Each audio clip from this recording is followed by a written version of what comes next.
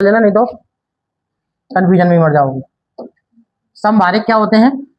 तो समभारिक या आइसोबार्स ऐसे तत्वों के परमाणु, और वो भी कैसे? अलग अलग तत्वों के। तो अलग अलग तत्वों के परमाणु, कैसे परमाणु? जिनके क्या होते हैं? परमाणु क्रमांक, यानी परमाणु क्रमांक को हम कैसे डिनोट करते थे? जेड। और परमाणु भार ए। तो जिनके परमाणु क्रमांक क्या होते हैं? भिन्न भिन्न होते हैं, और परमाणु भार कैसे होते हैं? समान होते हैं। ऐसे परमाणुओं को क्या कहा जाता है? समभारिक कहा जाता है। इनके जो रासायनिक गुण होते हैं वो कैसे होते हैं? इनके रासायनिक गुण भिन्न भिन्न होते हैं। और भौतिक गुण, भौतिक गुणों में जैसे क्या आता है? द्रव्यमान आता है ना, इनका आकार मकार आता है, वो सारे कैसे होते हैं? समान होते हैं। एग्जाम्पल के लिए क्या है? उदाहरण के लिए आर्गन है, क्रिप्टन है और कैल्शियम है। इनके परमाणु क्रमांक 18, 19 और 20 है, लेकिन इनके परमाणु भार कैसे हैं? 40, 40 और 40 है। तो ये कैसे हो जाएंगे? एक दूसरे के समभारिक या आइसोबार्स हो जाएंगे। ऐसे ही एक एग्जाम्पल ये लिखा हुआ है क्या, कि आपका सोडियम और मैग्नीशियम, इन दोनों के परमाणु क्रमांक क्या है? एक का 11 है और एक का क्या है? 12 है, लेकिन इनके परमाणु भार कैसे हैं?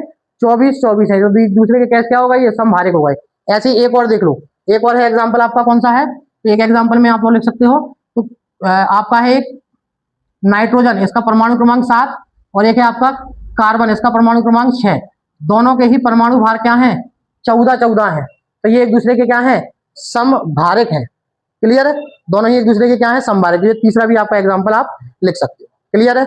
यहां तक किसी को कोई समस्या हो तो बताओ। ये तीनों एग्जाम्पल लिख लेना, ठीक है? समस्थानिक और समभारिक क्लियर है। परमाणु क्रमांक क्या होता है? कोई बताएगा क्या? क्या होता है परमाणु क्रमांक?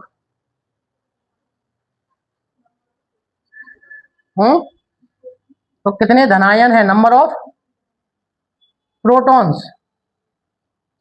किसी भी एटम के पास कितने प्रोटॉन्स हैं वो क्या बताता है आपको? वो बताता है कि आपका इसका परमाणु क्रमांक क्या है। और न्यूक्लियस में क्या है? न्यूक्लियस में प्रोटॉन और न्यूट्रॉन दोनों की संख्या क्या बताती है? उसका एटॉमिक मास बताती है। ठीक है, यहां तक की बातें क्लियर थी आपकी? अपन ने atomic number, atomic mass, isotopes और आइसोबार, है ना, परमाणु क्रमांक, परमाणु भार, समस्थानिक और समभारिक, चारों चीजें क्लियर कर ली। ठीक है, अगला देखो, अगला टॉपिक है आपका क्या?